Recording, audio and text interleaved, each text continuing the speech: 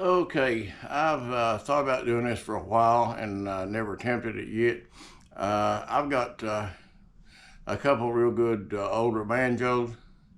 I've got a Gibson RB250 and a Vega brand Vega gold-plated banjo, Earl Scruggs model. I'm going to do a comparison. These two banjos are tuned in the regular G chord. And play a little bit of a three-finger style and see what you think about the comparison of the two instruments. I bought this instrument new. It was supposed to be an old stock. I bought it new in the early 70s. It was supposed to be dated around 1968 or 9, somewhere in there. But anyhow, it's a Gibson brand. You can see the name on it. So let me get the capo off of it so you can see. It's got that type of design on the neck. It's got a 5-star head, frosted. It's got the tone ring inside of it with the holes in it. So I think it's 40 hole, 20 hole, or whatever. You know, you might be able to know more about it than I do. It's one or the other, I think. But anyhow, I've had it all these years since I bought it new. It was old stock in a music store. Okay, it's tuned in a G major chord. And the first thing I'm going to tell you about is how they tune the 5-string banjo the way I play it. People tune it different for different songs. But I'll usually tune like most of everybody else does on the standard G chord. The bottom string is tuned in a D. Then you got the key of B on the second string. It's the one right down here. The bottom one's the D. Then you got the B string, second string up from the bottom. Third string up is a G. Fourth string up is another D. Then your fifth string has got the key right here, the tuner right there is your high G. You got 2 G's, 2 D's, and a B on a banjo. Okay, I'm gonna play a little bit of Fireball Mill and then I'll compare it to and let you listen to the difference in the sound of this and the Vega banjo I have also, and see what you think.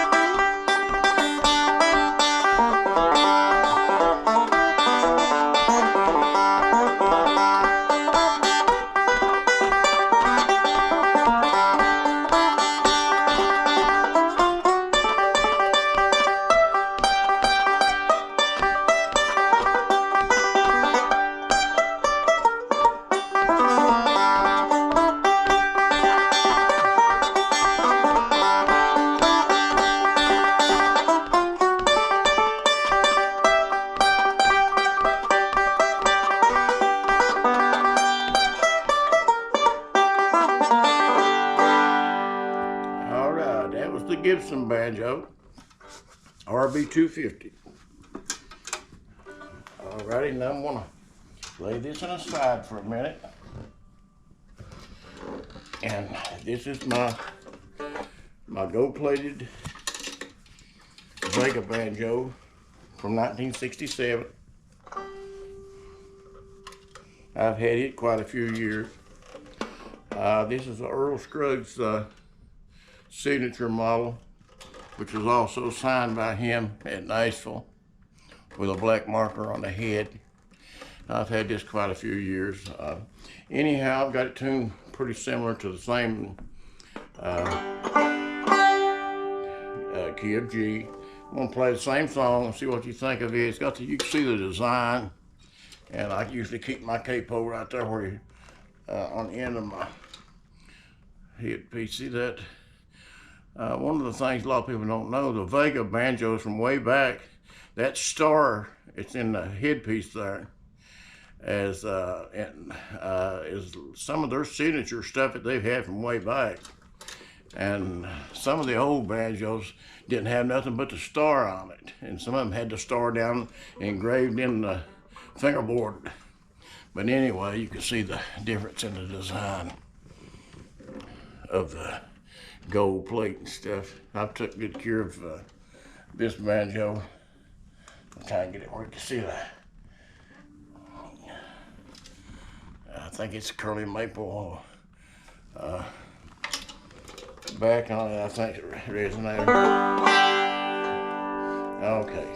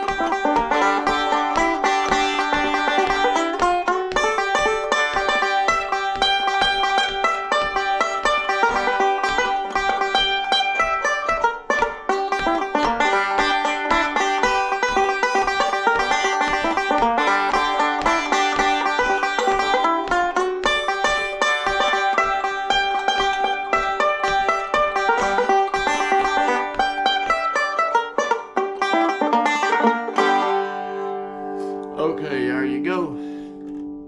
Both banjos sound pretty good. Now, see what I'll make my comment on it and see what you think.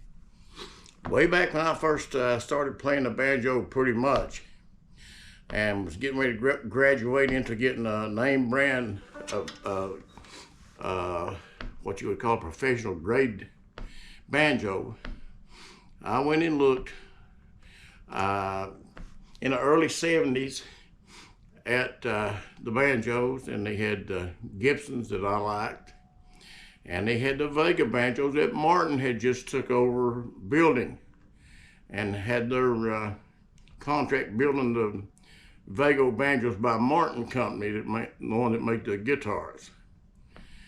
Anyhow, without a capo on it, the Vega banjos they made then had a better kick to it without a capo on it, like he was playing in G.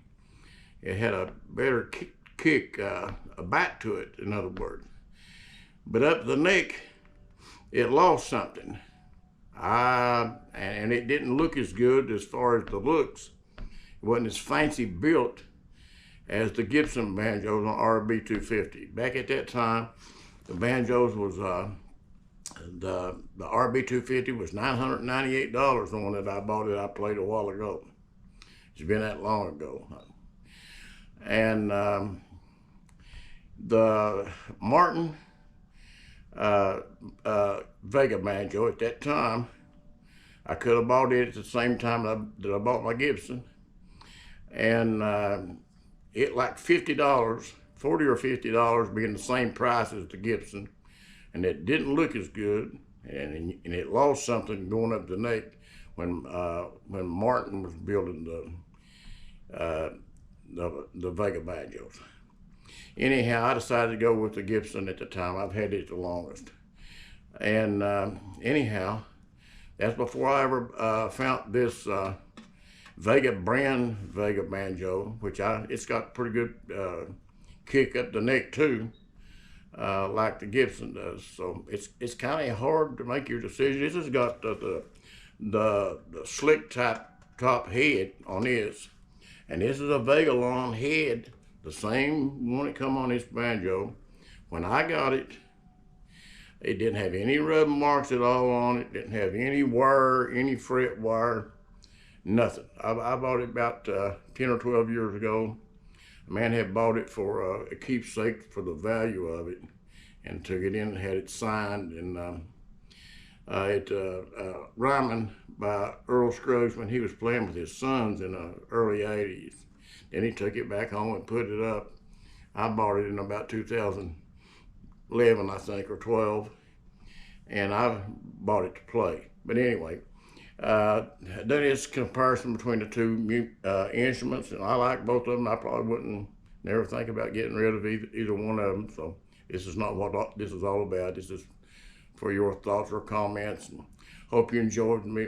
I'm not I can't play as good as I used to, but anyhow, Fireball Mill, I done it with both banjos basically the same way and same style. So anyhow, you can make your own opinion on what kind of, I mean, neither one of these brands of banjos and their sound is anything, oh, excuse me, for anybody to sneeze at. This has got a mahogany a resonator and stuff on the neck, and both of them got a good ring. It just flows right on out, you know, the sound does. So anyhow, I thought I'd do that video. I've thought about doing it for a while. I hope you enjoyed it. Hope you liked it. Thank you for watching it.